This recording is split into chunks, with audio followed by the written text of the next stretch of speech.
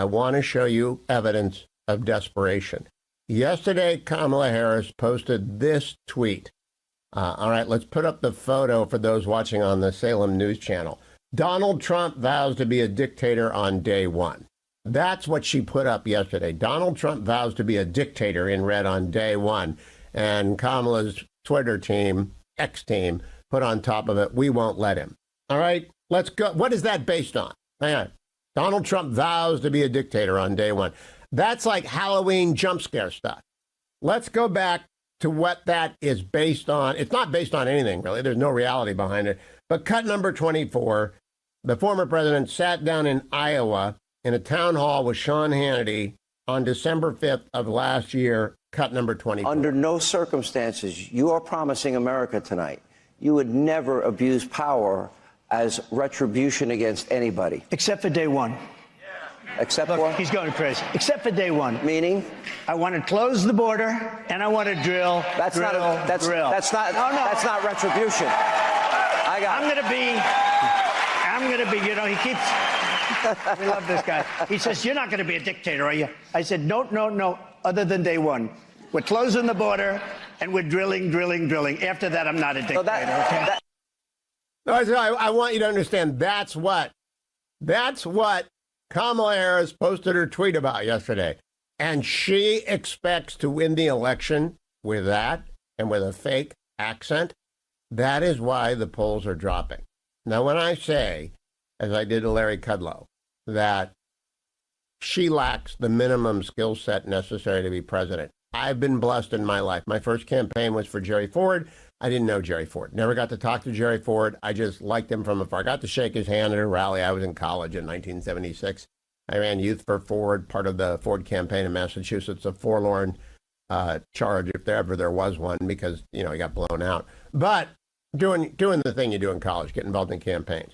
I did get to know Nixon very well from 1978 to 1980 in his exile in San Clemente. And when he moved back to New York, I went with him. Then I went to law school. Then I went back and built the Nixon Library at his request in 1989 after the Reagan administration. So I got to know former President Nixon very well indeed.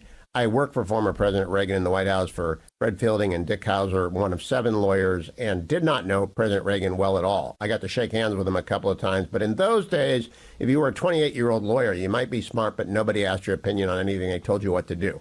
And I didn't get asked anything important.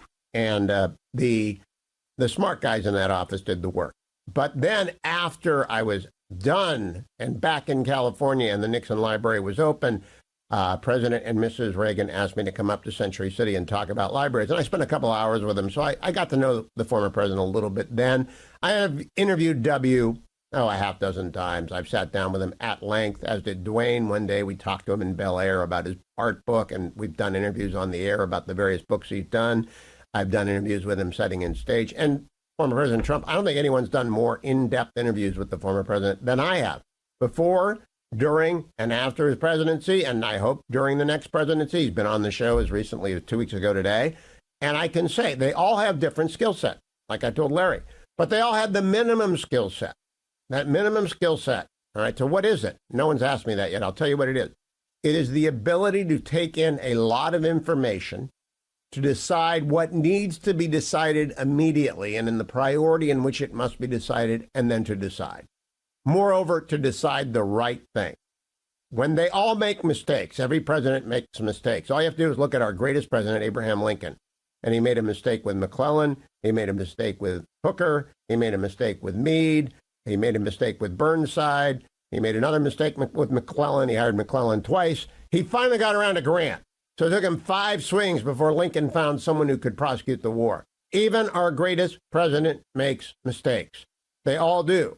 But you have to arrive in the office with the ability to take in a lot of information, not just a little bit, a lot of information. You have to make sure that you've pressed your staff on what the options are, and you have to have a knowledge basis on which to execute judgment. She does not have the knowledge basis. Moreover, she does not have the ability to communicate to the staff or the American people what she is doing. She lacks a minimum necessary skill set. We know Donald Trump can be president. You might not like him, but we know he can do it. I like him. You might not like him. He can do the job. She cannot do the job.